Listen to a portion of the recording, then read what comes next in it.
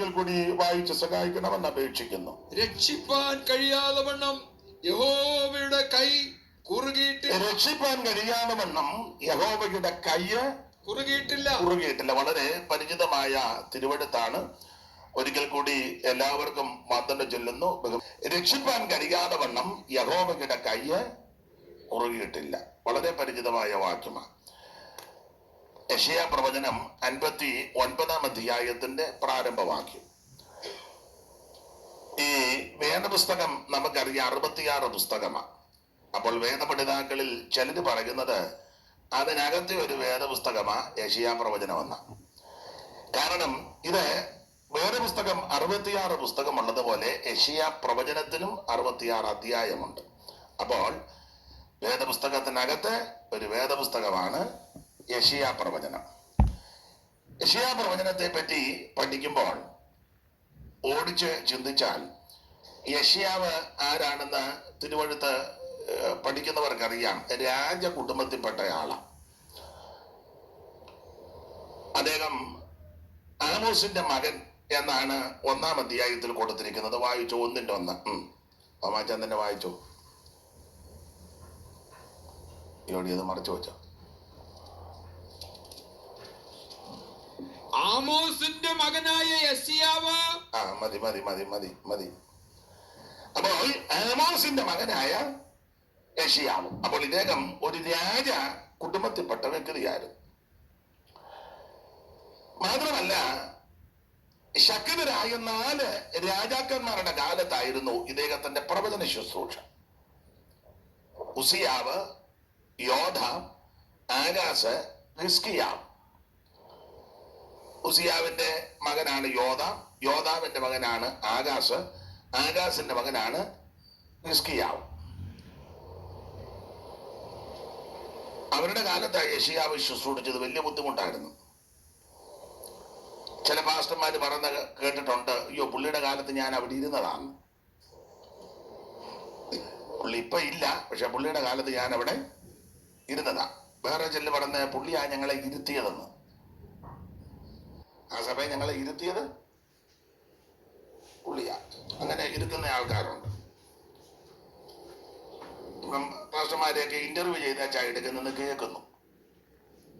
അത് നല്ലതാ. ഇന്റർവ്യൂ ചെയ്യുന്നത് ആരാന്നൂടെ ചിന്തിക്കുന്നത് നല്ലതാ.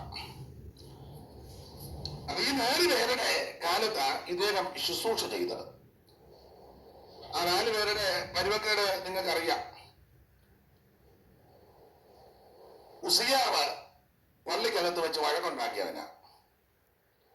26, 16, 19 വായിച്ചു.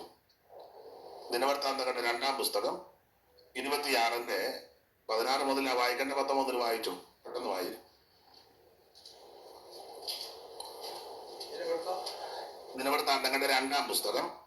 ചിലര് അത് തെളിച്ച് പറയാ, ക്ലിയർ ആയിട്ട് പറയാം. 2-ാം പുസ്തകം അതിന്റെ 26-ന്റെ 19 മുതൽ അങ്ങ് വായിച്ചു.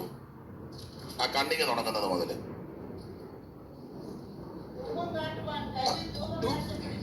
ധൂപം കാട്ടുവാൻ കയ്യിൽ ധൂപകലശം പിടിച്ചിരിക്കെ ഉസിയാവ് കോപിച്ചു. 16 മുതൽ വായിക്കുമ്പോൾ അവൻ ബലവാനായപ്പോൾ, അങ്ങനല്ലേ വായിച്ചേ? എന്നാൽ അവൻ ബലവാനായപ്പോൾ അവന്റെ ഹൃദയം. ഈ വാക്യം ഇങ്ങനെ കൊടുക്കുന്നത് ഒരു വിധത്തിൽ നല്ലതാണെങ്കിലും ഇതിങ്ങനെ ഇപ്പൊ കൊടുക്കുന്നതുകൊണ്ട് ആരും വേദപുസ്തകം തുറക്കുകയല്ല.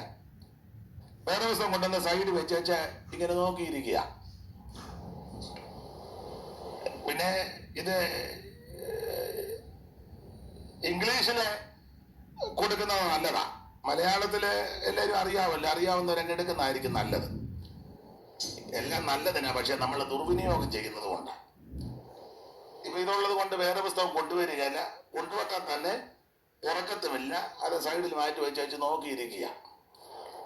അപ്പം എൻ്റെ അഭിപ്രായം വാക്യങ്ങള് ഇവിടെ പ്രദർശിപ്പിക്കാതിരിക്കുന്ന നല്ലതാണെന്ന എൻ്റെ അഭിപ്രായം. പിന്നെ ഓരോ സഭയ്ക്ക് ഓരോ നിയമമുണ്ട്. എന്നാന്ന് വെച്ചാൽ ചെയ്യാം. എന്തായാലും വേദപുസ്തകം തുറന്ന് വായിക്കുന്നതും ധ്യാനിക്കുന്നതും വളരെ അനുഗ്രഹമാണ്. എന്തായാലും ഇവിടെ വായിക്കുന്നത് അവൻ ബലവാനായപ്പോൾ അവന്റെ ഹൃദയം അവന്റെ നാശത്തിനായിട്ട് നിഗളിച്ചു. നിഗളിച്ചു. ദൈവം വെറുക്കുന്ന പാപങ്ങളിൽ പ്രധാനപ്പെട്ട പാപമാ നിഗളം. നിഗളിച്ചിട്ട് പിശാചിന് വന്ന കെണിയില് നിഗളം. അപ്പൊ ഇവന്റെ ഹൃദയം നിഗളിച്ചു. നമുക്കുമൊക്കെ അങ്ങനെ നിഗളം ഉണ്ടാകും. അങ്ങനെ വരുമ്പോൾ അതിനെ ശാസിച്ച് അതിന്റെ മേൽ ജയമെടുക്കണം. നാം ഏതാണ്ടായി, ഞാനുള്ളത് കൊണ്ടായി സഭ ഇങ്ങനെ പോകുന്നത്, ഞാനില്ലായിരുന്നെ കാണായിരുന്നു, ഇപ്പൊ ഉള്ളതിലെ മിടുക്കൻ ഞാനാ, എന്നെ പോലൊരു മിടുക്കൻ വേറെ ഇല്ല. ഇങ്ങനെയൊക്കെ നമുക്ക് മനുഷ്യനല്ലേ ചിന്തകൾ ഉണ്ടാകും. വേറൊരാൾക്ക് നീളം കയറി പുള്ളി ഉലാത്തിക്കൊണ്ടെന്നും പറഞ്ഞു ഞാൻ പെടുന്ന മഗതിയ. അപ്പം തമ്പുരാൻ പറഞ്ഞു അങ്ങനെ അന്ന് തൂക്കിയേക്കാതെ പറഞ്ഞു. തൂക്കിയപ്പം ഭിത്തിയിൽ എടുത്തു വന്നു വ്യാഖ്യാനിച്ചു കനമൊന്നുമില്ലെന്ന്. നമ്മൾ ചുമ്മാ ഇരിക്കുന്ന നമുക്ക് കനമുണ്ടെന്ന് നമുക്ക് തോന്നും. ചുമ്മാ ഇരുന്ന് വീർക്കുന്ന കണ്ടിട്ടില്ലേ? നമുക്ക് തോന്നും നമുക്ക് ഏതാണ്ടല്ല കനമുണ്ടെന്ന്. ദൈവം തൂക്കി നോക്കുമ്പോൾ ഒരു കനവും കാണുകയില്ല. അപ്പൊ ഇവനെ നിഗളിച്ചിട്ട് നാശത്തിനായിട്ട് നിഗളിച്ചു. അടുത്ത വാക്യം വായിച്ചു. അവൻ തന്റെ ദൈവമായ യഹോവയോട് കുറ്റം ചെയ്തു. ധൂപപീഠത്തിന്മേൽ ധൂപം കാട്ടുവാൻ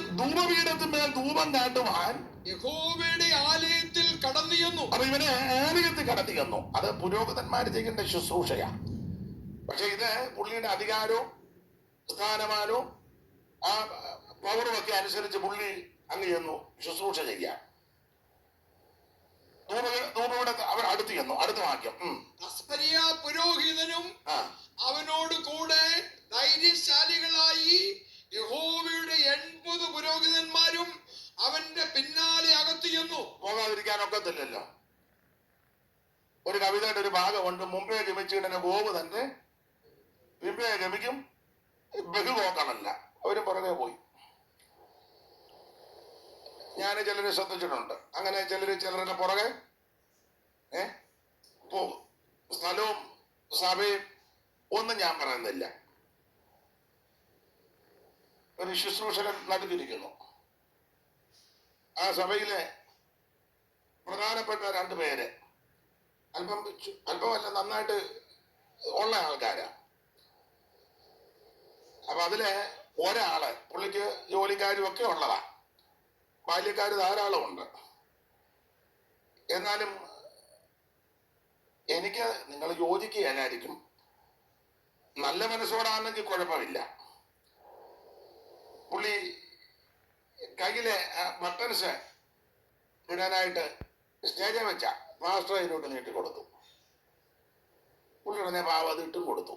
അത് തെറ്റാന്നല്ല, നല്ല മനസ്സോടാണെങ്കിൽ കുഴപ്പമില്ല. ഉദ്ദേശം വേറെയാ.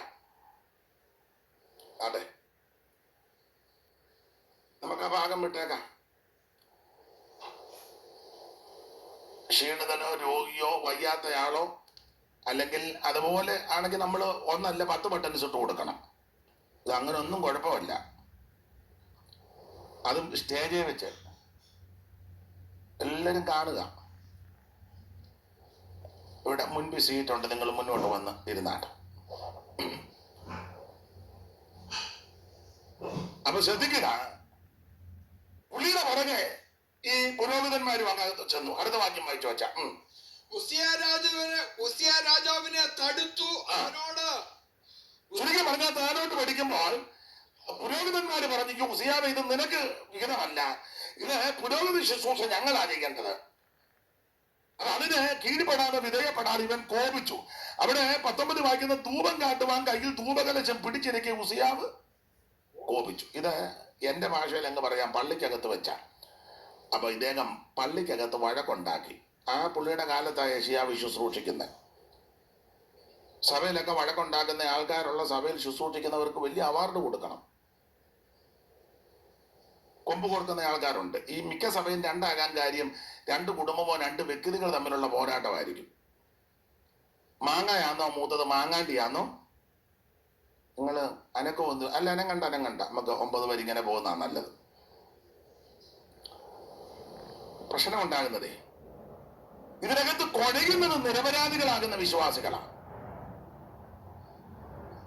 മിക്ക സഭകളിലും മിക്ക ഇടങ്ങളിലും പ്രശ്നം ഇതാ. 1-2 കുടുംബക്കാര്, അല്ലെ 2 വ്യക്തികൾ, അല്ലെ അവര് തമ്മിലുള്ള ബിസിനസിന്റെ പോരാട്ടം. ഇതൊക്കെയാ. പക്ഷെ ധാരാളം നിരപരാധികള് ബുദ്ധിമുട്ടുന്നുണ്ട്. അപ്പൊ ഇങ്ങനെ ഇതിനകത്ത് വഴക്കുണ്ടാക്കി, പള്ളിക്കകത്ത് വഴക്കുണ്ടാക്കി. അപ്പം ആ കാലത്ത് യെശയ്യാവ് ശുശ്രൂഷ ചെയ്യുന്നത്. നമ്മുടെ ജീവിതത്തിലും അങ്ങനെയൊക്കെ വരും. വിശ്വാസികൾ തമ്മിൽ ഉടക്കും ബഹളമാണെങ്കിൽ ശുശ്രൂഷിക്കുന്നയാൾ എന്തോ ചെയ്യും? എന്റെ അഭിപ്രായം പറയാം, ഒറ്റ മാർഗമുള്ളൂ, കുത്തിയിരുന്ന് പ്രാർത്ഥിച്ചോണം. ശരിക്കും പ്രാർത്ഥിക്കണം, വഹിച്ച് പ്രാർത്ഥിക്കണം. ദൈവം അതെല്ലാം അങ്ങ് ചെയ്തോളും. അപ്പോൾ ഈ ഉസിയാവ് വഴക്കുണ്ടാക്കി, അപ്പൻ വഴക്കുണ്ടാക്കി. ഇനി ഇവന്റെ മകനാണ് യോധ. 27 ഒന്ന് വായിച്ചോ, 27:1. യോഥാം വായിച്ചു തുടങ്ങിയപ്പോൾ ആ, അവന് 25 വയസ്സായിരുന്നു. 25 വയസ്സ് ഉസിയാവിന്റെ മകനായ യോധ. 25 വയസ്സ്. അവൻ തന്റെ അവൻ 16 സംവത്സരം യെരൂശലേമിൽ വാണു. ആ, അവന്റെ അമ്മയ്ക്ക് യെരൂശ. യെരൂശ എന്ന് പേർ. അവൻ തന്റെ അവൾ സാദോക്കിന്റെ മകളായിരുന്നു.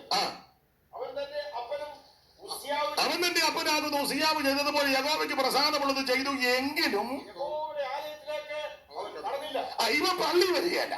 അപ്പൊ ഈ യെശയ്യാവിന്റെ ശുശ്രൂഷയുടെ കാലം ഒന്ന്, പള്ളിക്കകത്ത് വഴക്കുണ്ടാക്കുന്ന അപ്പൻ. നീ പള്ളിക്കകത്ത് വഴക്കുണ്ടാക്കിയാൽ നിന്റെ മകൻ പള്ളി കയറുകയല്ല. ഇപ്പൊ പറഞ്ഞ പാസ്റ്ററെ, പിള്ളേർക്ക് ഞങ്ങളുടെ കൂടെ വരുന്നത് ഉണ്ടെന്നില്ലല്ലോ. അതിനെ ഇഷ്ടമാകാത്ത കാര്യം പിള്ളേര് കൊച്ചിനെ മുതലേ കാണുക നീ സഭയെ കടന്ന് വഴക്കുണ്ടാക്കുന്നേ. പിന്നെ അവര് അന്ന് നിന്നെ ആശ്രയിച്ചിരുന്നത് കൊണ്ടൊന്നും ഈ വഴക്ക് കഴിഞ്ഞിട്ട് നീ പുരട്ടി വന്ന് മറുഭാഷയും പറയുന്നുണ്ട്. ഈ വഴക്ക് കഴിഞ്ഞാച്ച് നീ കർത്തൃമേശം നടത്തുന്നുണ്ട്. ഇവിടുത്തെ ഫീസ് എടുത്ത്, ഇവിടെ പിന്നെ വലിയ ഫീസല്ല, ഇതല്ലേ.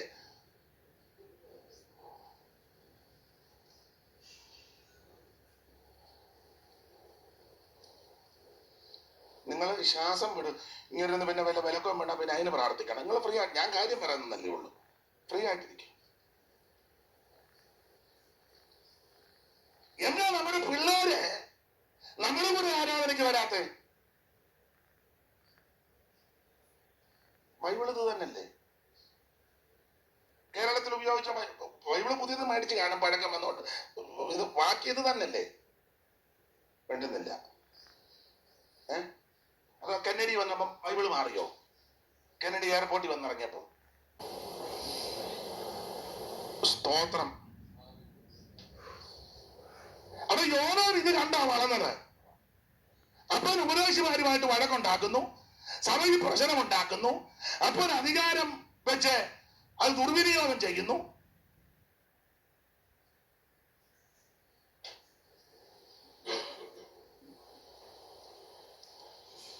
ഇപ്പൊ നിങ്ങൾ ചെല്ലി ചിന്തിക്കുക, ഇയാളെ ആരാ വിളിച്ചെന്ന്.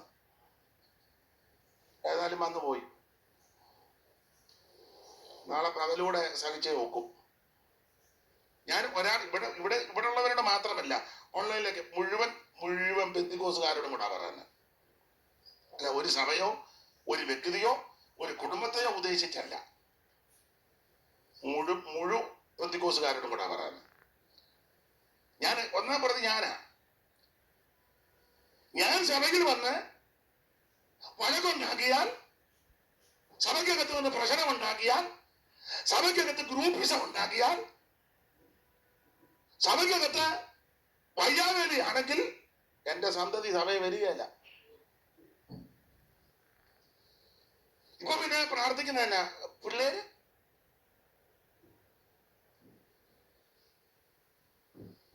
പിള്ളേര് മിനിഞ്ഞാന്ന് മേളിൽ നിന്ന് താഴോട്ട് വീണതല്ലല്ലോ.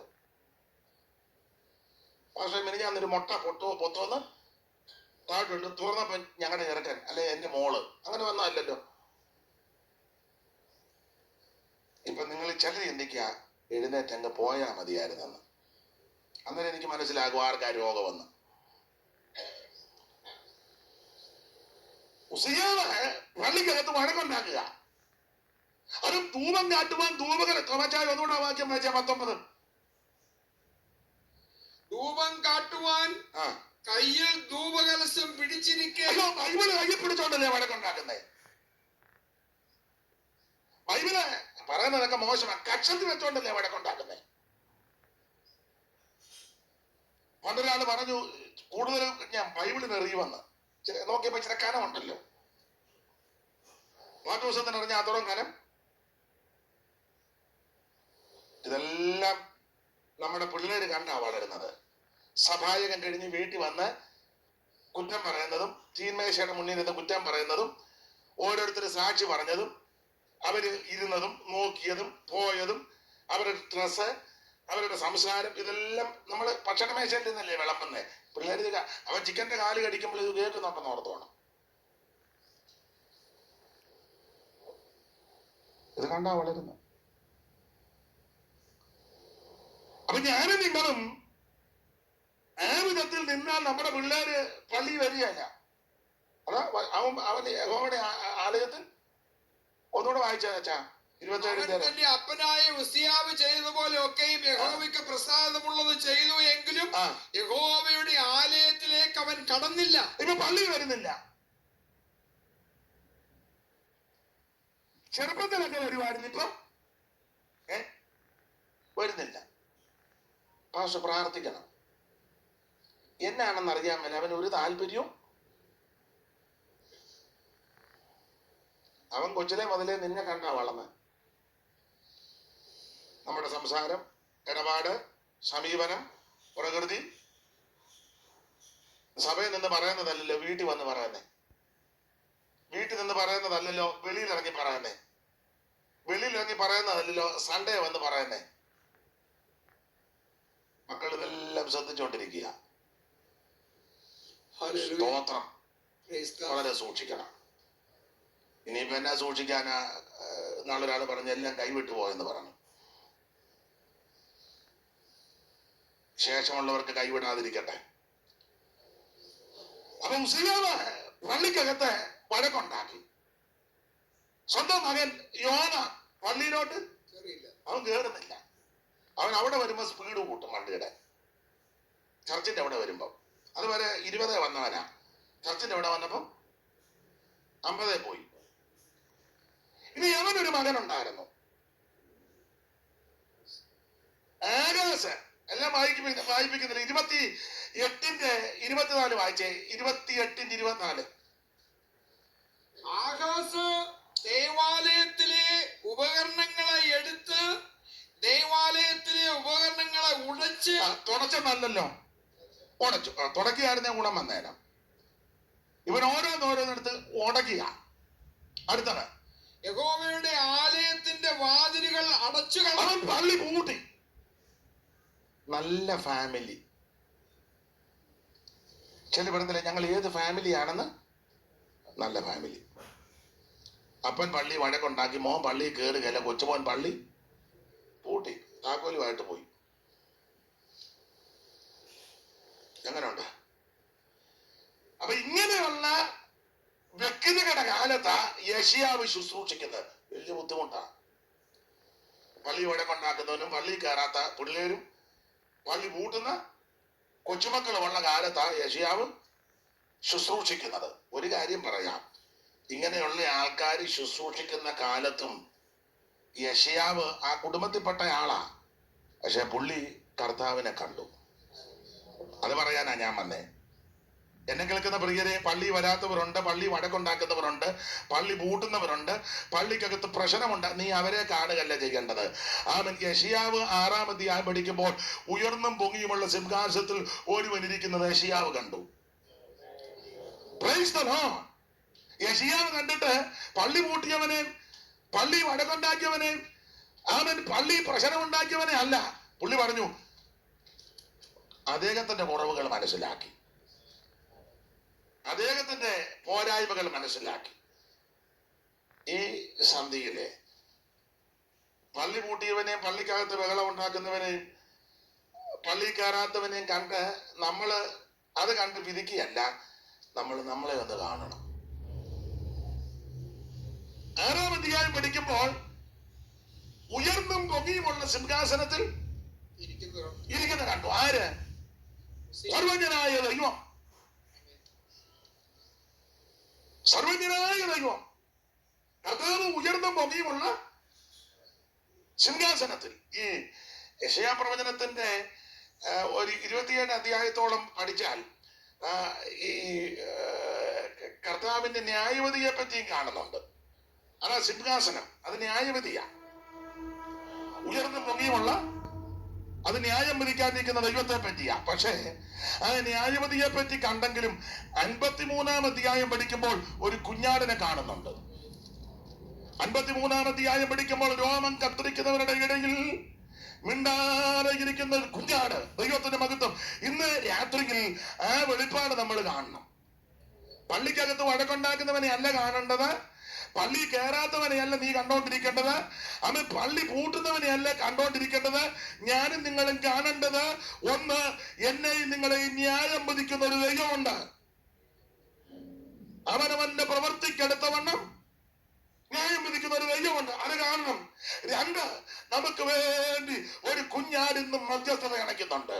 നമ്മെ രക്ഷിക്കുവാൻ, നമ്മെ വീണ്ടെടുക്കുവാൻ, നമ്മുടെ പാപത്തെ മോചിക്കുവാൻ, നമ്മുടെ ശാപദോഷങ്ങളെ മാറ്റിത്തരുവാൻ, നമ്മളെ രക്ഷിക്കുവാൻ അവൻ സകലതും ശാന്തമായി സഹിച്ച് വഹിച്ച് രോമം കത്തിരിക്കുന്നവരുടെ ഇടയിൽ മിണ്ടാറിയിരിക്കുന്ന ഒരു കുഞ്ഞാട് എനിക്ക് നിങ്ങൾക്ക് വേണ്ടി അവൻ ഇപ്പോഴുമുണ്ട്.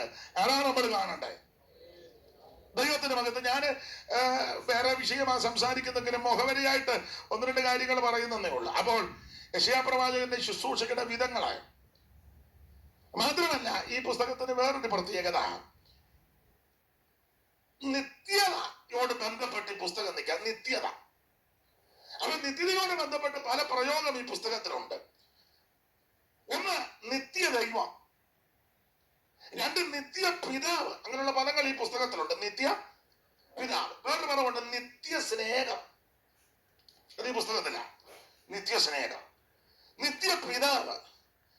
വേറൊരു പദമുണ്ട്, നിത്യാനന്ദം. നിത്യാനന്ദം. അങ്ങനെ ഒത്തിരി പ്രയോഗശകലങ്ങൾ ഈ പുസ്തകത്തിലുണ്ട്. അപ്പോൾ നിത്യതയോട് ബന്ധപ്പെട്ട ഈ പുസ്തകം നിൽക്കുന്നത്. ഒരു കാര്യം പറയാൻ, ഞാനും നിങ്ങളും നിത്യതയിലെത്തണം.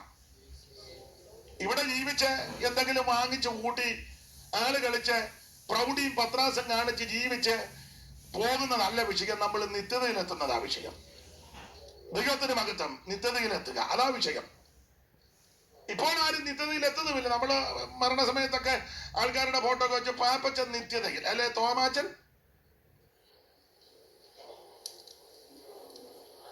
ഇപ്പോൾ ആരും നിത്യതയിലൊന്നും പോകുന്നില്ല. ഞാൻ നിത്യതയിൽ എത്തും. ഇപ്പോൾ കർത്താവിൽ മറഞ്ഞിരിക്കുക, ക്രിസ്തുവിൽ നിദ്ര കൊണ്ടിരിക്കുക. അതെ, അപ്പോൾ നിത്യതയോട് ബന്ധപ്പെട്ട ഈ പുസ്തകം വളരെ പ്രയോജനപ്രദമായ ഒരു പുസ്തകമായി യെശയ്യാ പ്രവചനം. ആട്ടെ, ഞാൻ ആ ഭാഗത്തേക്ക് അധികം പോകുന്നില്ല. യെശയ്യാ പ്രവചനം പഠിക്കുമ്പോൾ യെശയ്യാ പ്രവാചകന ഭാര്യയും പ്രവാചകയ.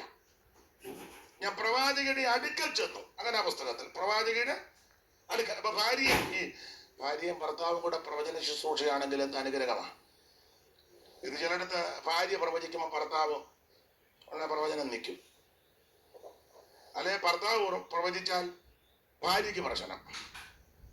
പേരും സ്ഥലവും ഒന്നും പറയുന്നില്ല. പണ്ട് ഒരു വലിയ ശ്രേഷ്ഠനായ പ്രവാചകൻ കേട്ടിട്ടുണ്ട്, പേരൊന്നും ഞാൻ പറയത്തില്ല.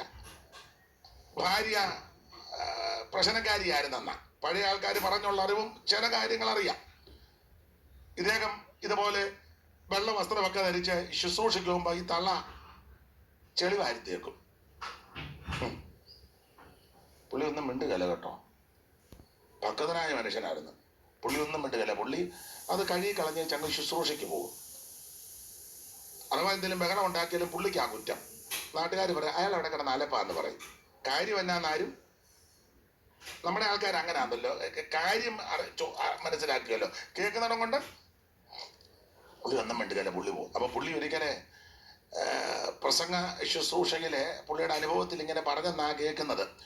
ഭാര്യയുടെ പേര് പറഞ്ഞേച്ച് പറഞ്ഞു, ആ കല്ലെ തല്ലിയാലെ ഈ തുണി വെളുക്കുവോളെന്ന്. ഭാര്യയുടെ പേര് പറഞ്ഞിട്ട് അതൊരു കല്ലാക്കി പുള്ളി. ആ കല്ലിൽ ഈ തുണി തല്ലിയാല് വെളുക്കുവോള്. പക്ഷെ അദ്ദേഹം ശുശ്രൂഷ ചെയ്ത് ശുശ്രൂഷയിൽ തന്നെ അങ്ങ് ചേർക്കപ്പെട്ടത്.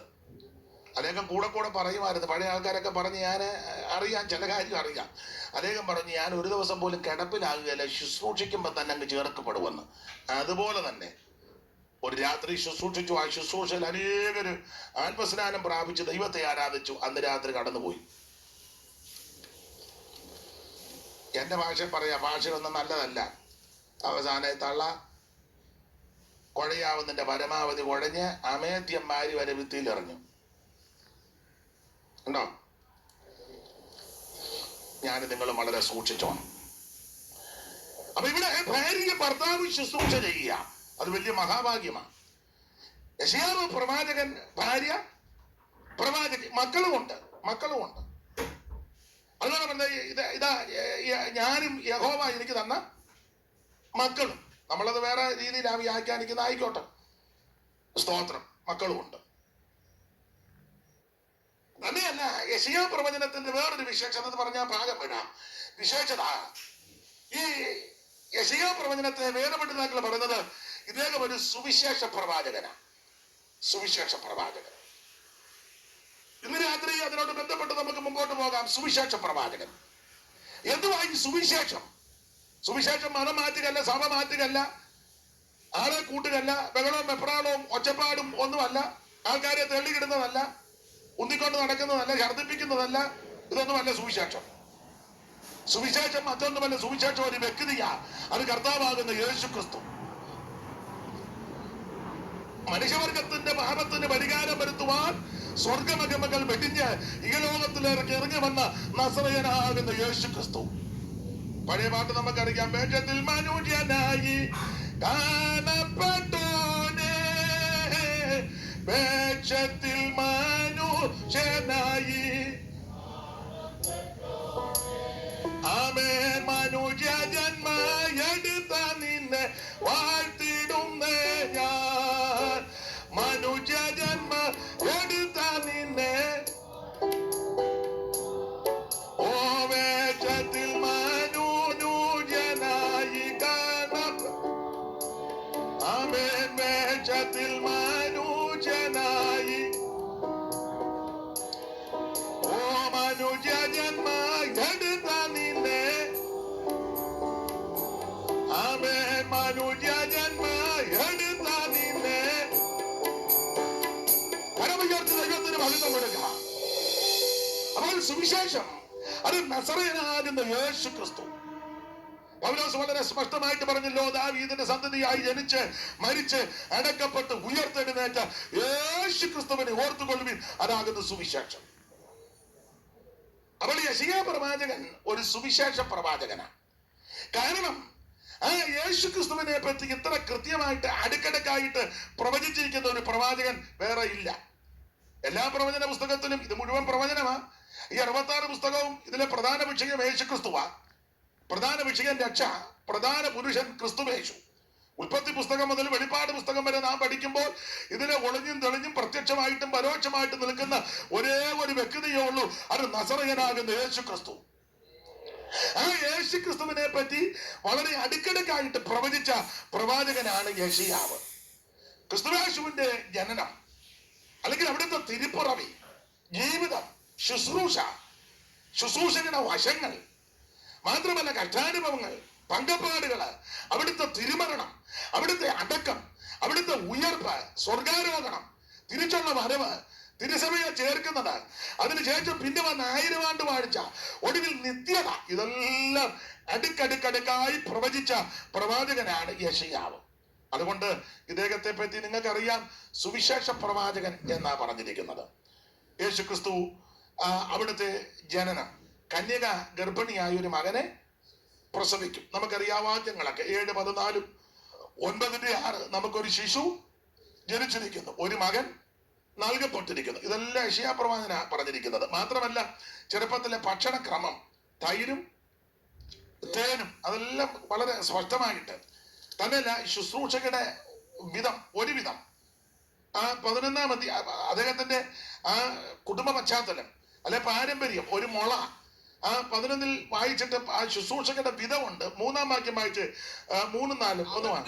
പ്രമോദം യഹോവ ഭക്തിയിൽ ആയിരിക്കും. അവന്റെ പ്രമോദം യഹോവ ഭക്തിയിലായിരിക്കും. ശുശ്രൂഷകരുടെ വിധങ്ങൾ അവനെ, അവൻ കണ്ണുകൊണ്ട് കാണുന്നത് പോലെ ന്യായപാലനം ചെയ്യുകയില്ല. ഞാനും നിങ്ങളും കണ്ണുകൊണ്ട് കാണുന്നത് പോലെ ന്യായപാലനം ചെയ്യും. എന്നാൽ അവിടുന്ന് അങ്ങനല്ല. അടുത്തതോടെ ചെവി കൊണ്ട് കേൾക്കുന്നത് പോലെ വിധിക്കുകയുമില്ല. അവൻ നമ്മുടെ രീതി കണ്ണുകൊണ്ട് കാണുന്നത് പോലെ ന്യായപാലനം ചെയ്യും, ചെവി കൊണ്ട് കേൾക്കുന്നത് പോലെ വിധിക്കുകയുമില്ല. വിധിക്കും. പക്ഷെ അവിടുന്ന് അങ്ങനല്ല. അവിടുന്ന് കൃത്യമായിട്ട് മനസ്സിലാക്കും. അവിടുന്ന് നീതിയോടെ വിധിക്കുന്നവനാ. അടുത്ത വാക്യം അങ്ങനെ ചോദിച്ചാൽ, അവൻ ദരിദ്രന്മാർക്ക് നീതിയോടെ ന്യായപാലനം നീതിയോടെ ന്യായപാലനം ചെയ്യുന്ന കർത്താവ്. കർത്താവിന്റെ ശുശ്രൂഷകരുടെ വേഷങ്ങള് ഞാനും നിങ്ങളും കണ്ണുകൊണ്ട് കാണുന്നത് പോലെ ന്യായപാലനം ചെയ്യും, ചെവി കൊണ്ട് കേൾക്കുന്നത് പോലെ വിധിക്കും. എന്നാൽ നമ്മുടെ കർത്താവാകുന്ന ക്രിസ്തുയേശുവിന്റെ വിശേഷത അവിടുന്ന് വ്യക്തമായിട്ടും വളരെ കൃത്യമായിട്ടും വിധിക്കുന്നവനാ. കേൾക്കുന്ന കേൾവിക്കനുസരിച്ചും കാണുന്ന കാഴ്ചക്കനുസരിച്ചും അല്ല വിധിക്കുന്നത്. ഉൾപ്പുകളെ നിലവുകളെ ആരായുന്ന ദൈവമാ. അന്തര്യന്തരങ്ങളെ ശോധന ചെയ്യുന്ന കർത്താവ്. ഇന്ന് രാത്രി ആ കർത്താവ് നമ്മുടെ നടുവിലുണ്ട്. അവനുമായിട്ടാണ് നമുക്ക് കാര്യമുള്ളത്. അപ്പൊ ശുശ്രൂഷകരുടെ വശങ്ങളെ പറ്റിയ 11-ാം അധ്യായത്തില് ഒരു സൂചന തന്നിരിക്കുക. ഇനി അവിടുത്തെ കഷ്ടാനുഭവങ്ങൾ, പങ്കപ്പാടുകള്, അതെല്ലാം നമുക്ക് അറിയാമല്ലോ. 53-ാം അധ്യായമെല്ലാം ആ കാര്യങ്ങൾ വളരെ സ്പഷ്ടമായിട്ട് രേഖപ്പെടുത്തിയിരിക്കുക. അപ്പോൾ ഇതൊക്കെ വെച്ച് പഠിക്കുമ്പോൾ യെശയ്യാ പ്രവാചകനെ പറ്റി പറയുന്നത് ഇദ്ദേഹം ഒരു സുവിശേഷ പ്രവാചകനാ. ഇന്ന് രാത്രി എന്നെ കേൾക്കുന്ന പ്രിയരെ, രക്ഷപ്പെടാൻ ഒരേ ഒരു മാർഗമേ ഉള്ളത്, സുവിശേഷമാണ്. ആമേൻ, സ്തോത്രം. ആ സുവിശേഷം ഒരു വ്യക്തിക്കോ ഒരു സമൂഹത്തിനോ ഒരു കുടുംബത്തിനോ ഒരു വിഭാഗത്തിന് വേണ്ടി മാത്രമുള്ളതല്ല. സുവിശേഷം മുഴു ലോകത്തിനും ഉള്ളതാണ്.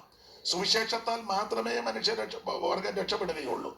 ആ സുവിശേഷം ആര് വിശ്വസിക്കും, ആരനുസരിക്കും, ആരേറ്റെടുക്കും, അവർക്ക് അനുഗ്രഹമാണ്. ദൈവത്തിന്റെ മഹത്വം. അതെ, നമുക്ക് ആ ഭാഗം അങ്ങ് വിടാം. എടുത്ത വാക്യത്തോട് കൂറ് പുലർത്തി 1-2 കാര്യങ്ങൾ ഇന്ന് രാത്രി ചിന്തിക്കാം. നമ്മള് 59-ാം അധ്യായത്തിന്റെ പ്രാരംഭ വാക്യമാണല്ലോ വായിച്ചത്. ഒന്നുകൂടെ വായിച്ചാട്ടെ. രക്ഷിപ്പാൻ കഴിയാതെ വണ്ണം യഹോവയുടെ കയ്യ് കുറുകിയിട്ടില്ല. ഞാൻ ആദ്യം സംസാരിച്ച ശബ്ദം ഇട്ടു തരാമോ? തുടക്കത്തില് അത് നല്ലതായിരുന്നു. ആദ്യം ഞാൻ സംസാരിച്ചപ്പം തുടക്കം നല്ലതായിരുന്നു. ദൈവത്തിന്റെ മഹത്വം. ഫീഡ്ബാക്ക് നിങ്ങൾക്ക് കേൾക്കുന്നുണ്ടായിരിക്കും, പക്ഷെ എനിക്കൂടെ അത് ക്ലിയർ ആയെങ്കിലേ ഒക്കുള്ളൂ. ദൈവത്തിന്റെ മഹത്വം. ഒരു പൊടിക്കൂടെ ഹല്ലേലൂയ.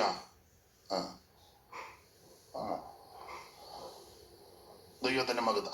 ആ പരുവത്തിന് നിൽക്കട്ടെ. ഇന്നിവിടെ ഉള്ളല്ലോ.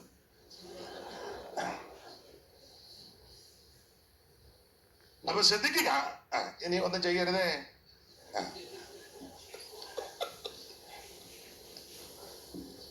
ഞാൻ അധികം പറയത്തില്ല, കാരണം ചിലയിടത്തൊക്കെ ചെല്ലുമ്പോൾ കൂടെ പറയുമ്പോൾ അവർക്ക് അത് പ്രയാസമായിട്ട് വരും. അതുകൊണ്ട് ഞാൻ എന്നാലും ഉണ്ടല്ലോ. അപ്പോൾ യെശയ്യാ പ്രവചനം 59-ാം അധ്യായത്തിന്റെ പ്രാരംഭ വാക്യമാ വായിച്ചത്. രക്ഷിപ്പാൻ കഴിയാതെ വണ്ണം യഹോവയുടെ കയ്യ് കുറുകിയിട്ടില്ല. നിങ്ങൾക്ക് വേദപുസ്തകം പഠിക്കുന്നവരും പഠിപ്പിക്കുന്നവരും ധ്യാനിക്കുന്നവരുമാ യെശയ്യാ പ്രവചനം 59-ാം അധ്യായത്തിന്റെ പ്രാരംഭ വാക്യത്തെ കണ്ടത്. 28-ാം അധ്യായത്തിലെ പ്രധാന വിഷയം ഉപവാസം എന്നുള്ളത്. കഷ്ടാനുഭവങ്ങളിൽ കൂടി കടന്നുപോയി ആ കുഞ്ഞാട് മരിച്ചു, അടക്കപ്പെട്ടു. മരണത്തിലെ സമ്പന്നന്മാരോട് കൂടെ കർത്താവ് ജീവിച്ചിരുന്നപ്പോ പറഞ്ഞു, മണവാളം കൂടെയുള്ളപ്പോ തോഴ്മക്കാർക്ക് ഉപവസിക്കണ്ട, മണവാളം വിട്ടുപിരിഞ്ഞു പോകുന്ന സമയം വരും. അപ്പം 53-ൽ മണവാളൻ മരിച്ചു, അടക്കപ്പെട്ടു, ഉയർത്തു, വിട്ടുപിരിഞ്ഞു. പുതിയ നിയമത്തിലേക്ക് വരുമ്പോൾ സ്വർഗാരോപണം ചെയ്തു. 58-ൽ ഇവര് ഉപവസിക്കണം. ആ ഉപവാസത്തിന്റെ പ്രമാണമാണ് 58-ാം അധ്യായം. ഞാൻ നിങ്ങളും എല്ലാം ഉപവസിച്ച് പ്രാർത്ഥിക്കുന്നവരാ. നമുക്കൊക്കെ എപ്പോഴും ഉപവാസമാണല്ലോ. തിങ്കളാഴ്ച മാത്രം ഇരിക്കുന്നവരുണ്ട്, വെള്ളിയാഴ്ച മാത്രം ഉപവസിക്കുന്നവരുണ്ട്, ഞായറാഴ്ച രാവിലെ ഒന്നും കഴിക്കാതെ പോകുന്ന ആൾക്കാരും. കുറ്റമൊന്നുമല്ല, നല്ല കാര്യമാണ്. ഒന്നും കഴിക്കാതെ വെച്ചാൽ ഈ വടക്കുണ്ടാക്കുന്ന സമയം കിടന്ന് രാവിലെ ഒന്നും കഴിക്കുകയല്ല. എന്ത് പ്രശ്നമാണെന്നറിയാം. അതൊക്കെ തന്നെത്താൻ ശോധന ചെയ്തു. 3 ഇരിക്കുന്നവരുണ്ട്, 7 ഇരിക്കുന്നവരുണ്ട്, 21, എല്ലാ കൊല്ലം 21 സമാധി ഇരിക്കുമ്പോൾ ഇരിക്കുന്ന ആൾക്കാരുണ്ട്, 100 ഇരിക്കുന്നവരുണ്ട്. ഒരിക്കൽ ഒരാളോട് പറഞ്ഞു 150 ഇരുന്നോളാം. പുള്ളിയെ പറഞ്ഞേച്ചങ്ങ് പോയി. ഇയാൾ കുത്തിയിരിക്കുക. അത് ഞാൻ എതിർക്കുന്നില്ല. അപ്പോഴേ എന്തായാലും കൊള്ളാം. ഉപവാസ പ്രാർത്ഥനകളുടെ വ്യവസ്ഥയാണ് 58-ാം അധ്യായത്തിൽ. ഉപവസിക്കുമ്പോൾ എങ്ങനെയായിരിക്കണം, എങ്ങനെ ഉപവസിക്കണം, ഉപവസിക്കുമ്പോൾ എന്തൊക്കെ ചെയ്യണം, എന്തൊക്കെ ചെയ്യരുത്, അതൊക്കെ 58-ാം അധ്യായത്തിൽ. എന്റെ വിഷയം അതല്ല.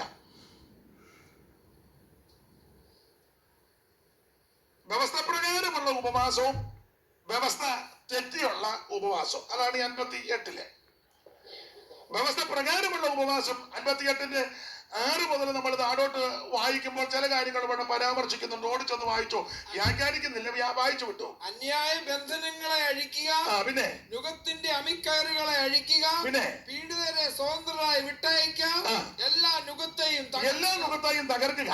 ഇതല്ലയോ എനിക്ക് ഇഷ്ടമുള്ള ഉപവാസം. പിന്നെ വിശപ്പുള്ളവന് നിന്റെ അപ്പം നുറുക്കി കൊടുക്കുന്നു. അത് അത്യാവശ്യ കാര്യമാണ്. ഇതൊക്കെ ചെയ്യണേ.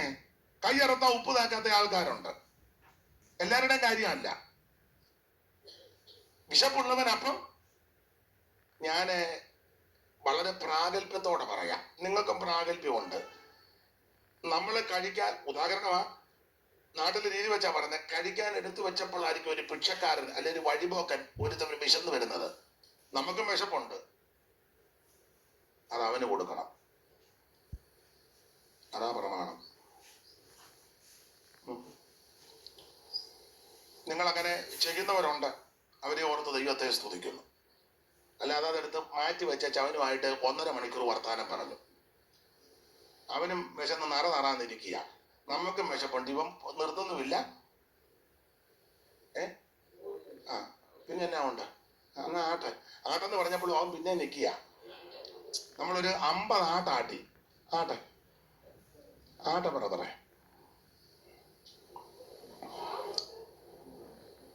ഒരു കഥയാ. ഭാര്യയും ഭർത്താവും വളരെ നല്ല, ഈ നാട്ടിലൊരു ചൊല്ലുണ്ട്, തവിക്കൊത്ത കണ. ആർക്കും ഒന്നും കൊടുക്കുന്നവരല്ല.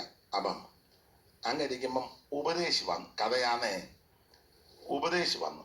അപ്പൊ ഇവര് നാടൻ രീതി വെച്ചാ പറയുന്നത്, ഇവിടുത്തെ പിള്ളേർക്ക് അറിയത്തില്ല. കപ്പ പുഴുങ്ങി, ചെണ്ടമുറിയൻ, അതിൻ്റെ അനുധാരികളുമുണ്ട്. അത് പുഴുങ്ങി രണ്ടുപേരുടെ കടിക്കാൻ ഒരുങ്ങിയപ്പോഴാ ഉപദേശി വരുന്നത്. അപ്പം രണ്ടുപേരോടൊരു സൂത്രം ഒപ്പിച്ചു, അന്യോന്യം വഴക്കുണ്ടാക്കി. അപ്പൊ പുള്ളി വെളിയിൽ നിന്ന് കയറി വന്നപ്പോൾ വഴക്ക. അപ്പം അവസാനം പുള്ളിക്ക് മനസ്സിലായി ഇവിടെ നിന്ന തന്തിയല്ല. പുള്ളി പോയി. അപ്പം ഭാര്യയും ഭർത്താവിടെ പുള്ളി പോയപ്പം പറയുക,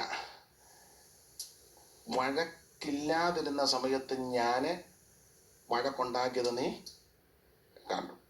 ഒന്നെ അടിച്ചിട്ടും അടി കൊള്ളാതിരുന്നത് കണ്ടോ. ഭാര്യ ഇങ്ങോട്ട് പറ, പുള്ളി അടിച്ചു, അപ്പൊ അത് കൊണ്ടില്ല, അടിച്ചിട്ടും. അപ്പം ഉപദേശിച്ച് പറഞ്ഞു, പോയിട്ടും പോകാതിരുന്നത് കണ്ടോ. അത് പുള്ളിയും കയറി വന്നു. അപ്പം എല്ലാരും നല്ല കക്ഷികളാ. വഴക്കില്ലാതിരുന്നിട്ട് പുള്ളി ഒരു വഴക്ക് ഉണ്ടാക്കി, കണ്ടോ. അടിച്ചിട്ടും അടി. പുള്ളി പറഞ്ഞു പോയിട്ടും. അപ്പൊ എന്തായാലും ഒരു കാര്യം പറയാം, വിശപ്പുള്ളവന് അപ്പം നുറുക്കി കൊടുക്കണം. ഞാന് വളരെ പ്രാഗൽഭ്യത്തോട് ഇതൊക്കെ പ്രസംഗിക്കാൻ എനിക്ക് നല്ല പ്രാഗൽഭ്യമുണ്ട്. നിങ്ങളിലും ചിലർക്കുണ്ട്.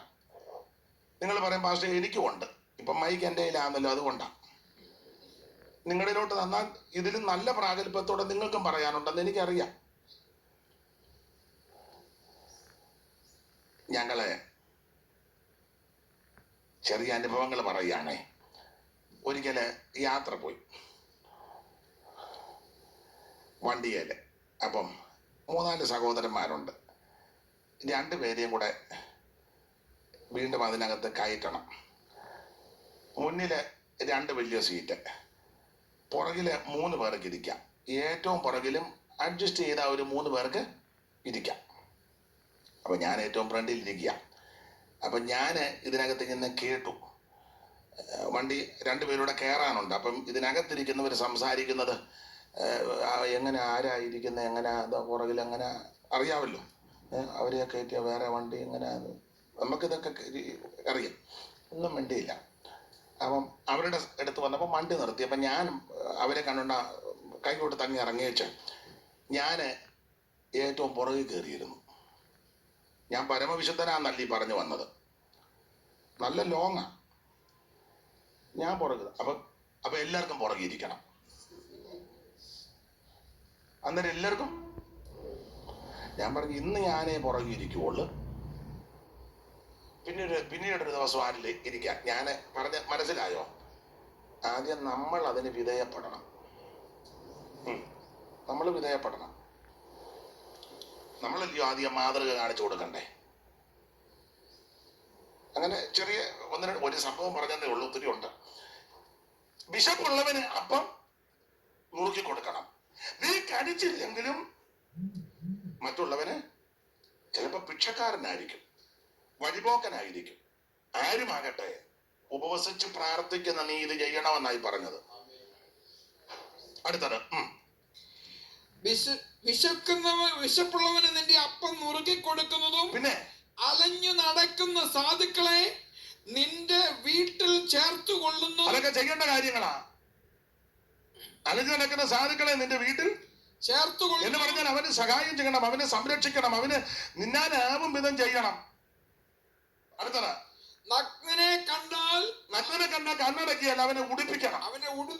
അതെ, ഞാൻ എല്ലാം വിവരിക്കുന്നില്ല, കാരണം ചിലർക്ക് ഇതൊന്നും ഇഷ്ടമല്ല. നമുക്ക് ഉപവാസ പ്രാർത്ഥന ഇങ്ങനെ വിറയ്ക്കുന്നതാ ഇഷ്ടം.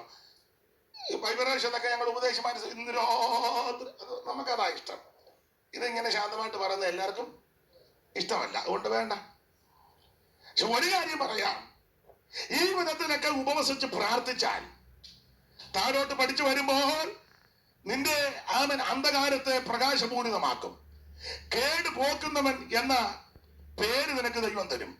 മാത്രമല്ല നിന്റെ നീതി നിനക്ക് മുമ്പായിട്ട് പുറപ്പെടും.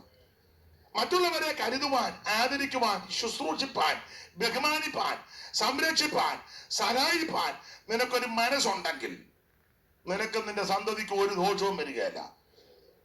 എന്റെ അനുഭവത്തിൽ നിന്നും വചനത്തിൽ നിന്നും കൂടെ പറയാ, ഇപ്പോഴത്തെ സ്ഥിതിഗതികളൊക്കെ ദൈവം മാറ്റം വരുത്തി ദൈവം നിന്നെ ആദരിക്കുന്ന ദൈവമാ. ഞാനിത് നിങ്ങളോട് പറയണ്ട, എത്രയോ ദൈവമക്കളെയും ദൈവദാസന്മാരെയും ദൈവവേലയും ആദരിച്ചവരെ ദൈവം കൈവിട്ടിട്ടില്ല. അവൻ പ്രവാചകൻ പറയുന്നത് ദൈവം പ്രതിഫലം തരും. പുതിയ നിയമത്തിലേക്ക് വരുമ്പോൾ നമുക്ക് മനഃപാഠമായ വാക്യമാ. ഇത് മറന്നു കളയുവാൻ ദൈവം അനീതിയുള്ള ദൈവമല്ല. അത് ആ ഭാഗം എടുക്കുക. അപ്പൊ 58-ാം അധ്യായം വ്യവസ്ഥ പ്രകാരമുള്ള ഉപവാസവും പ്രാർത്ഥനയും. എന്നാൽ 59-ന്റെ ആരംഭവാക്യത്തിൽ പറയുക, രക്ഷിപ്പാൻ കഴിയാത്തവന്റെ യഹോവയുടെ കൈ എന്ന് പറഞ്ഞാൽ ഇങ്ങനെ ചിന്തിക്കാം. 58-ാം അധ്യായത്തിലെ വ്യവസ്ഥ പ്രകാരം ഉപവസിച്ച് പ്രാർത്ഥിക്കുന്ന ഒരു ദൈവ പൈതൽ ഏതാ? നഗ്നനെ കണ്ടാൽ ഉടുപ്പിച്ച്, അഗതികൾക്ക് കൊടുത്ത്, വിശപ്പുള്ളവന് ആ ഭക്ഷണം കൊടുത്ത്, മറ്റുള്ളവനെ സംരക്ഷിച്ച് സഹായിച്ച് ആ വിധത്തിൽ പ്രാർത്ഥിക്കുകയും ഉപവസിക്കുകയൊക്കെ ചെയ്യുന്ന ദൈവ പൈതൽ പ്രാർത്ഥിക്കുന്ന ദിനങ്ങളിൽ, ആഴ്ചകളിൽ, മാസങ്ങളിൽ, ആണ്ടുകളിൽ ഒരു വിടുതൽ കണ്ടില്ലല്ലോ എന്നോർത്ത് നീ പതറരുത്. പ്രവാചകൻ പറയുക, രക്ഷിപ്പാൻ കഴിയാത്തവണ്ണം ദൈവത്തിന്റെ കൈ കുറുകിയിട്ടില്ല. ഒന്നുകൂടെ മനസ്സിലാക്കുന്ന ഭാഷയിൽ പറഞ്ഞാൽ 58-ാം അധ്യായത്തിലെ വ്യവസ്ഥ പ്രകാരം ഉപവസിച്ച് പ്രാർത്ഥിച്ച് ആരാധിക്കുന്ന ദൈവ പൈതൽ പ്രാർത്ഥിക്കുന്ന ദിനങ്ങളിലും ആഴ്ചകളിലും മാസങ്ങളിലും ഒരു വിടുതൽ കണ്ടില്ലെന്നോർത്ത് നിരാശപ്പെട്ടു പോകരുത്. നീ ചഞ്ചലിക്കരുത്, പതറിപ്പോകരുത്. എന്നെയും നിങ്ങളെയും രക്ഷിച്ച നമ്മുടെ കർത്താവിന്റെ കൈ കുറുകിപ്പോയിട്ടില്ല. ഇന്ന് രാത്രി നിനക്ക് വേണ്ടി യുദ്ധം ചെയ്യുന്ന, നിനക്ക് വേണ്ടി പ്രവർത്തിക്കുന്ന, നമുക്ക് വേണ്ടി പ്രവർത്തിക്കുന്ന ഒരു അദൃശ്യകരം ദൈവത്തിന്റെ കരം, രക്ഷിപ്പാൻ കഴിയാത്തവന്റെ യഹോവയുടെ കയ്യ് കുറുകിപ്പോയിട്ടില്ല. നമ്മുടെ കർത്താവിന്റെ കൈ ഇന്ന് രാത്രി നമ്മെ സ്പർശിക്കുന്ന രാത്രിയാകട്ടെ. ഉപവസിച്ച് പ്രാർത്ഥിക്കുന്ന, ആരാധിക്കുന്ന ദൈവത്തിന്റെ പൈതലിനോട് ഇന്ന് രാത്രി വചനത്തെക്കൂടെ ദൂത് പറയാ. പ്രാർത്ഥിക്കുന്ന ദിനങ്ങളിലും നാളുകളിലും അവൻ ഒരു വിടുതൽ കണ്ടില്ലല്ലോ എന്നോർത്ത് ആരും നിരാശപ്പെട്ടു പോകരുത്, ആരും പതറിപ്പോകരുത്. ദൈവത്തിന്റെ കൈ കുറുകിപ്പോയിട്ടില്ല. ഇന്ന് രാത്രി ഓടിച്ച് നമ്മൾ ചിന്തിക്കാൻ പോകുന്ന വിഷയം, ദൈവത്തിന്റെ കൈ വന്നാൽ എന്തൊക്കെ സംഭവിക്കും, ദൈവത്തിന്റെ കരത്തിന്റെ സ്പർശനമേറ്റാൽ എന്തൊക്കെ നടക്കും, എന്താ ദൈവത്തിന്റെ കൈയുടെ വിശേഷത? ഓടിച്ച് ചില കാര്യം ചിന്തിക്കാം. നമ്മുടെ കർത്താവിന്റെ കൈയുടെ ഒരു വിശേഷത, എന്റെ നിങ്ങളുടെ എല്ലാ ആഗ്രഹം, പ്രാർത്ഥന കർത്താവിന്റെ കൈ നമുക്ക് അനുകൂലമാകണമെന്ന. ആർക്കും ദൈവകരം പ്രതികൂലമാകണമെന്ന് താല്പര്യവുമില്ല, ആഗ്രഹവുമില്ല. ഇവിടെ കൂടിയിരിക്കുന്ന ഓൺലൈനിലുള്ള സകല ആൾക്കാർക്കും ആഗ്രഹവും പ്രാർത്ഥനയും ആചയും ദൈവത്തിന്റെ കൈ നമുക്ക് അനുകൂലമാകണമെന്ന. എന്താ കർത്താവിന്റെ കൈയുടെ ഒരു പ്രത്യേകത? നിങ്ങളാണ്ട് ആ യസ്രായുടെ പുസ്തകം 8-ാം അധ്യായത്തിന്റെ 22 വായിച്ചേ. ഇതെല്ലാം അറിവുള്ള വാക്യമാ, എങ്കിലും ഒന്ന് വായിച്ചോ. യസ്രാ 8:22 ചടേന്ന് വായിക്കണേ. യസ്രാ 8:22.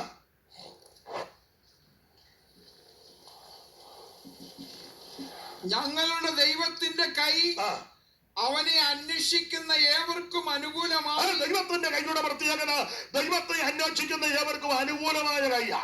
മറിച്ച് അവനെ ഉപേക്ഷിക്കുന്ന ഏവർക്കും പ്രതികൂല. അപ്പൊ ഇന്ന് രാത്രി ശ്രദ്ധിക്കുക, രക്ഷിപ്പാൻ കഴിയാതെ വണ്ണം യഹോവയുടെ കൈ ഉറുകിപ്പോയിട്ടില്ല. ദൈവത്തിന്റെ കരത്തിന്റെ പ്രത്യേകത അന്വേഷിക്കുന്ന ഏവർക്കും ഈ കൈ അനുകൂലമാണ്. ഇന്ന് രാത്രി ദൈവത്തെ അന്വേഷിച്ചാൽ, ദൈവത്തെ ആരാധിച്ചാൽ, ദൈവത്തെ മഹത്വപ്പെടുത്തിയാൽ, ദൈവത്തെ ഭജിച്ചാൽ, ദൈവത്തെ സേവിച്ചാൽ അവിടുത്തെ കൈ നിനക്ക് അനുകൂലമാണ്. എന്നാൽ ഉപേക്ഷിക്കുന്നവർക്ക് ഈ കൈ പ്രതികൂലമാണ്. ഇന്ന് രാത്രി നമ്മുടെ എല്ലാം പ്രാർത്ഥന അവിടുത്തെ തൃക്കരം നമുക്ക് അനുകൂലമാകണം. ഈ ദൈവത്തിന്റെ കൈ നമുക്ക് അനുകൂലമാണെ ഒന്നും നിരാശപ്പെടണ്ട. വേറെ ഏത് കൈ ഭാരമായിട്ട് വന്നാൽ നിങ്ങൾ ചഞ്ചലിക്ക്. കർത്താവിന്റെ കൈ നമുക്ക് അനുകൂലമാണ്. അതിനിടയ്ക്ക് വേറെ ഏതെല്ലാം കൈ വന്നാലും നമ്മൾ നിരാശപ്പെടരുത്. ഈ അക്കാലത്തെ ഹെരോദാവ് ജനത്തെ പീഡിപ്പിക്കാൻ കൈ നീട്ടിയെന്ന ഹെരോദാവിന്റെ കയ്യ് ബലമുള്ള കയ്യാ. അതെ, ചക്രവർത്തിയല്ലേ, ചെറിയ കയ്യാണോ?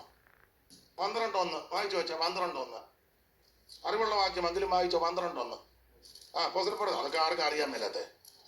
12:1 അപ്പോസ്തലപ്രവൃത്തി.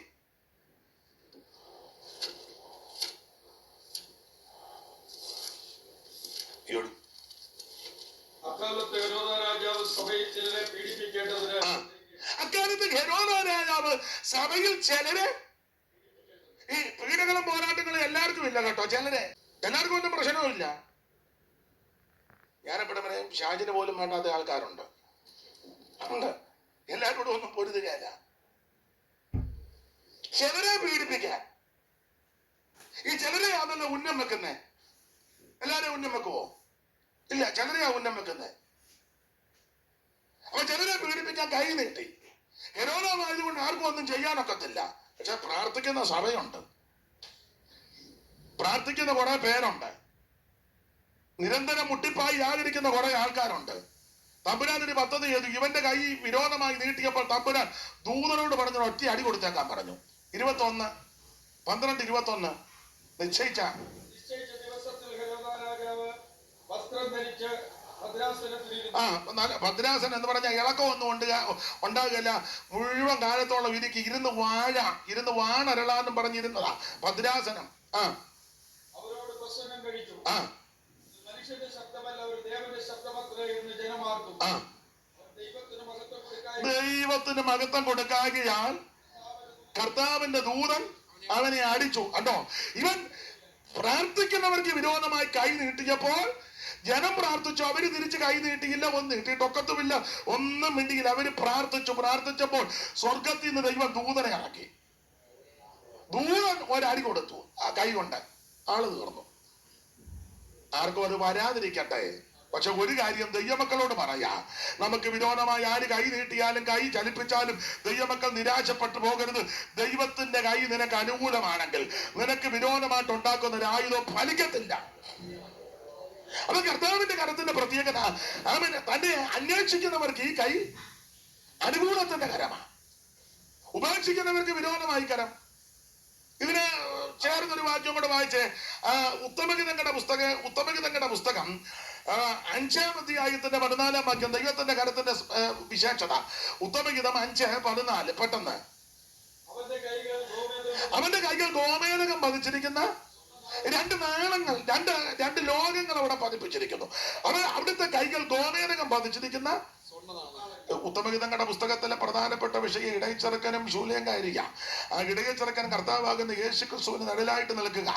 ആ ഇടയച്ചെറുക്കന്റെ അംഗപ്രത്യംഗ വർണ്ണനയാണ് 5-ാം അധ്യായത്തിന്റെ 10 മുതൽ താഴോട്ട്.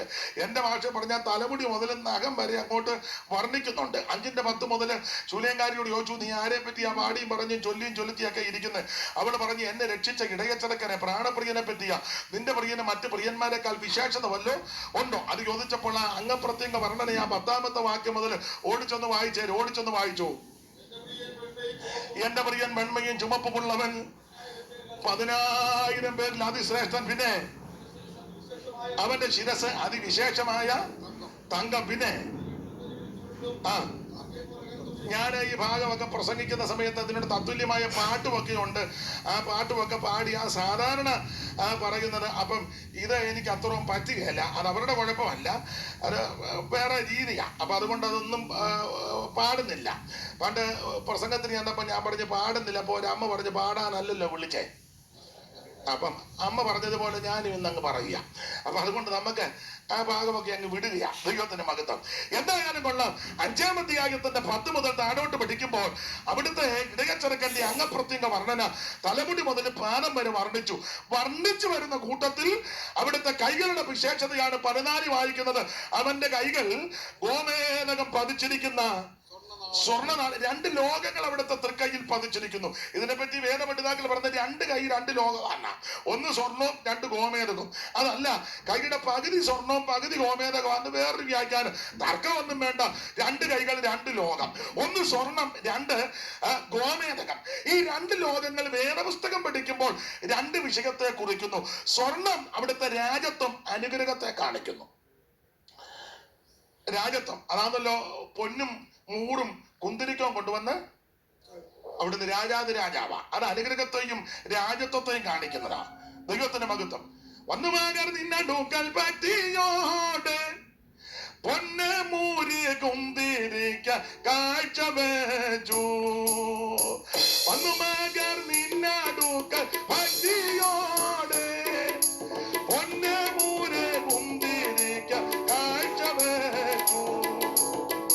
ഉന്നതാധികാരമുള്ള മന്നവൻ നീ എന്നുതങ്ങൾ സന്നമിച്ചു ഘോഷിക്കും നീതാ നിശങ്കമായി സിയോൻ.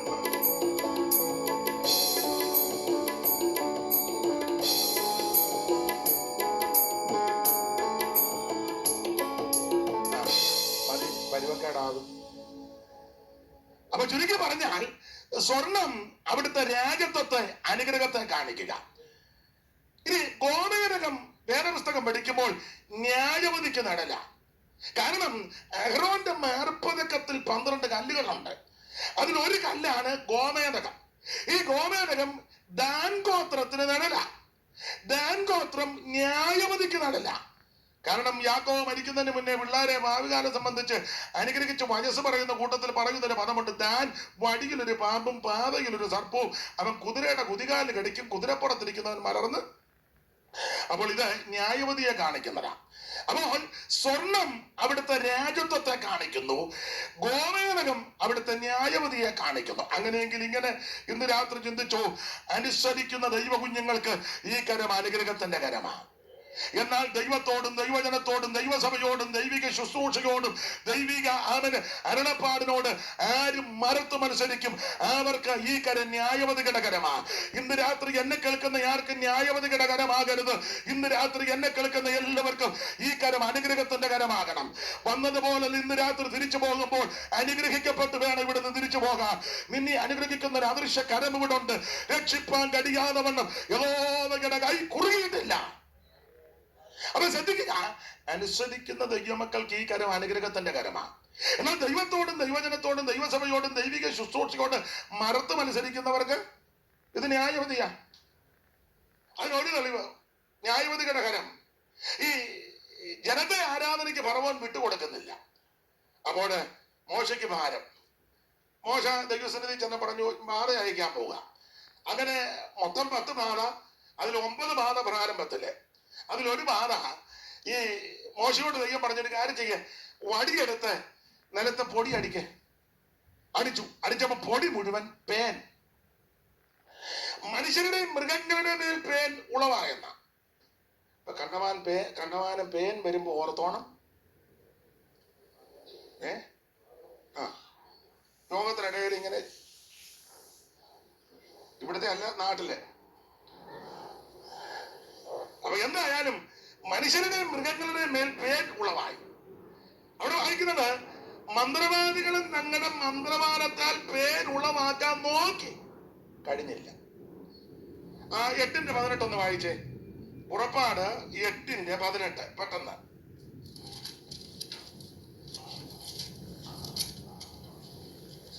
മന്ത്രവാദികളും തങ്ങളുടെ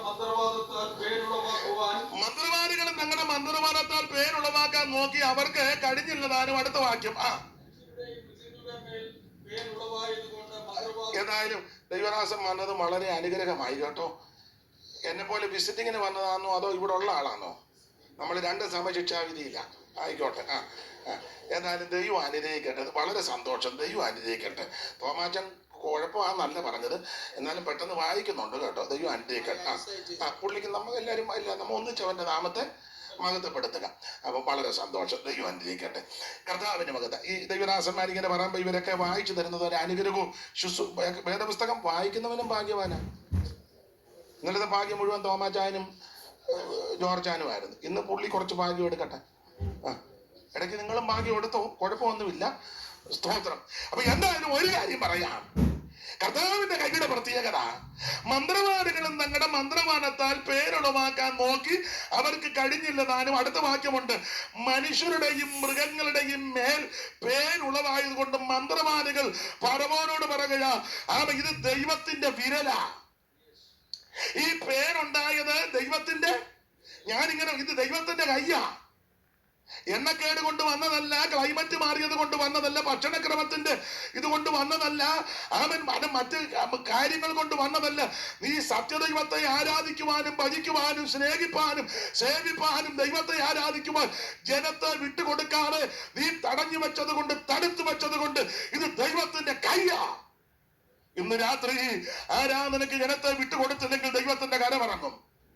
സത്യദൈവത്തെ ഭജിക്കേണ്ടതുപോലെ ഭജിക്കുവാൻ ജനത്തെ വിട്ടുകൊടുക്കാതെ തടുത്തു വെക്കുന്ന ശക്തികളുടെ മേൽ ഇന്ന് രാത്രി ദൈവത്തിന്റെ കരമിറങ്ങുമെന്ന് ദൈവമക്കൾ പ്രാർത്ഥിക്കണം. ദൈവത്തിന് സ്തോത്രം. അവൻ മന്ത്രവാദികൾ പറയുക, ഇത് ദൈവത്തിന്റെ കരമാ, ന്യായവാദികളുടെ കരം. അധികം വ്യാഖ്യാനിക്കുന്നില്ല. ഈ ഏലികളുടെ കാലത്ത് പെട്ടകം ബലിസരി പിടിച്ചോണ്ട് പോയി, പെട്ടകം കൊണ്ടുപോയി. ഏലിക്ക് 2 പിള്ളേരുണ്ടായിരുന്നു, കൊപ്പിനിയും. ഇവന്മാര് വലിയ ഗുണമൊന്നുമല്ല, വലിയ ഗുണമില്ല. കൊപ്പിനിയും വിനയകാസും. അവരുടെ തൊഴില് അവിടെ എഴുതിയിട്ടുണ്ട്, മുപ്പല്ലിക്ക് കുത്തും. അതും വേകുന്നതിന് മുന്നേ. അതിന് ഇത് ഉപാധി പറഞ്ഞത് പുള്ളി പച്ചമാംസം മാത്രമേ പുള്ളി പ്രത്യേക സ്വഭാവക്കാരനാ. ഒരു പമ്മയിരുന്ന് കുത്തിയെടുക്കുക. ഞാൻ ആ ഭാഗമൊന്നും വ്യാഖ്യാനിക്കുന്നില്ല. ഒടുവിൽ ഫെലിസ്തീനുമായുള്ള യുദ്ധത്തിൽ ഇവർ തോറ്റു. ഒടുവിൽ ശീലോവിൽ ചെന്ന യഹോവയുടെ പെട്ടകം എടുത്തുകൊണ്ട് വന്നു. അവർ പറഞ്ഞ് പെട്ടകമില്ലാഞ്ഞിട്ടായി, തട്ടുകേടല്ല, അല്ല ഇവർക്ക് തട്ടുകേടുണ്ടായിട്ടല്ല, പെട്ടകമില്ല. നമ്മൾ പറയത്തില്ലേ പുള്ളി വന്നാ വിടുതലാന്ന്, അല്ല നമ്മുടെ കുഴപ്പമല്ല. പുള്ളി വന്നെങ്കിലേ വിടിവിക്കുന്നവന് സിയോനെന്ന് പുറപ്പെടുവന്ന. സകലത്തെയും വിടിവിക്കാൻ കഴിവുള്ളവനാ ദൈവം. ദൈവം വിടിവിക്കും. ഇവര് പറഞ്ഞ് ശീലോവിൽ ചെന്ന് പെട്ടകം കൊണ്ട്, ഉടനെ എല്ലാം കൂടെ ശീലോവിലോട്ട് പോയി പെട്ടകം എടുത്തുകൊണ്ട് വന്നു. പക്ഷെ ആ യുദ്ധത്തിലും ജയം ഉണ്ടായില്ല. ഒപ്പിനിയും പിനേകാസും പട്ടു. പെട്ടകം ബലിസ്തര് പിടിച്ചോണ്ട് പോയി. പെട്ടകം ബലിസ്തദേശത്ത് കൊണ്ട് ദാഗോന്റെ ക്ഷേത്രത്തിൽ വെച്ചു. അവൻ താഴെ പോയി. പിറ്റേന്നെടുത്തവനെ നേരെ നിർത്തിയപ്പം പിന്നെ കൈ അല്ല ഉമ്മരപ്പട്ടിയുടെ അവിടെ വീണു. ഒടുവിൽ ചുരുക്കി പറഞ്ഞാൽ സകല എണ്ണത്തിന് മൂലരോഗം, ഒരെണ്ണത്തിന് സ്വസ്ഥത ഇല്ല. അപ്പോൾ അവരും പറയുന്ന കാര്യമുണ്ട്, ഇത് ദൈവത്തിന്റെ കൈയാ കേട്ടോ. ഈ മൂലരോഗമേ 4-ാം അധ്യായത്തിൽ തന്നെ 5-ാം വാക്യമല്ലേ, 5:6 5:6 വായിച്ചോ. ആ മേളത്തെ കണിക. എന്നാൽ യഹോവയുടെ കൈ അസ്തോദ്യരുടെ മേൽ ഭാരമായിരുന്നു അടുത്തത്.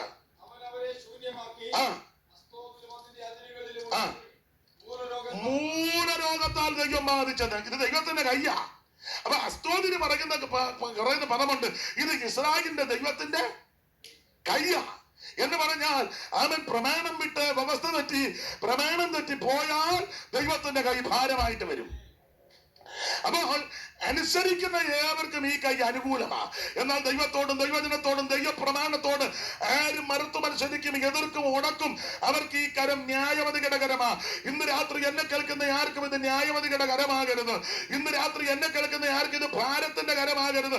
ഈ രാത്രി എന്നെ കേൾക്കുന്ന സകല പ്രിയപ്പെട്ടവർക്കും ഈ കരം അനുഗ്രഹത്തിന്റെ കരമാകണം. ഇത് വിടുതലിന്റെ കരമാകണം. രക്ഷിപ്പാൻ കഴിയാതെ വണ്ണം യഹോവയുടെ കൈ കുറുകിപ്പോയിട്ടില്ല. ഇന്ന് രാത്രി നിന്നെ ഈ കര സ്പർശിക്കട്ടെ, നമ്മെ ഇന്ന് രാത്രി ഈ കര സ്പർശിക്കട്ടെ. അവിടുത്തെ അദൃശ്യമായ ഭുജം വെച്ച് ഇന്ന് രാത്രി ദൈവം നമ്മെ വിടുവിക്കട്ടെ. ഓടിച്ച് മുമ്പോട്ട് പോകാൻ. നാളെ സഭായകമുണ്ടല്ലോ, അതുകൊണ്ട് കൃത്യസമയത്ത് തന്നെ പ്രസംഗം നിർത്തുവാൻ കർത്താവ് ശരണപ്പെടുകയാ.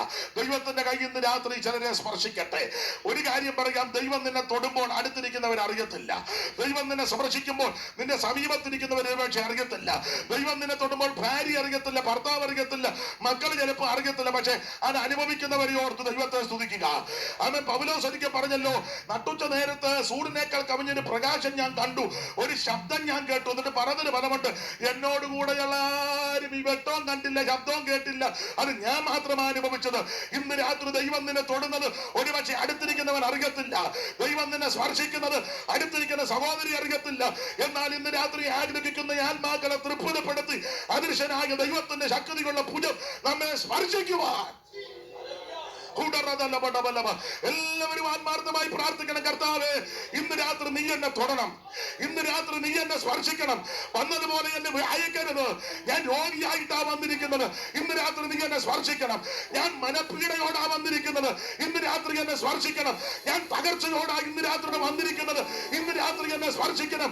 ആഗ്രഹിക്കുന്ന ആത്മാക്കളെ തൃപ്തിപ്പെടുത്തുന്ന ദൈവത്തിന്റെ അളവറ്റ ശക്തി ഇന്ന് രാത്രി വെളിപ്പെടുവാൻ. ദൈവം നിന്നെ സ്പർശിക്കട്ടെ, ദൈവം നിന്നെ തൊടട്ടെ, ദൈവം നിന്നോട് ഇടപെടട്ടെ, ദൈവം നിന്നെ സന്ദർശിക്കട്ടെ.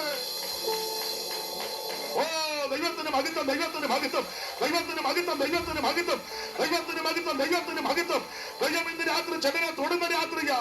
ഈ രാത്രി നിന്റെ രോഗബന്ധനങ്ങളെ അടിച്ച്, നിന്റെ മനക്ലേശങ്ങളെ മാറ്റി, രട്ടടിച്ച് സന്തോഷത്തെ ഉടിപ്പിച്ച് വിലാപത്തെ നൃത്തമാക്കി ഇന്ന് രാത്രി ദൈവം തൊടുന്ന രാത്രിയായി തീരട്ടെ.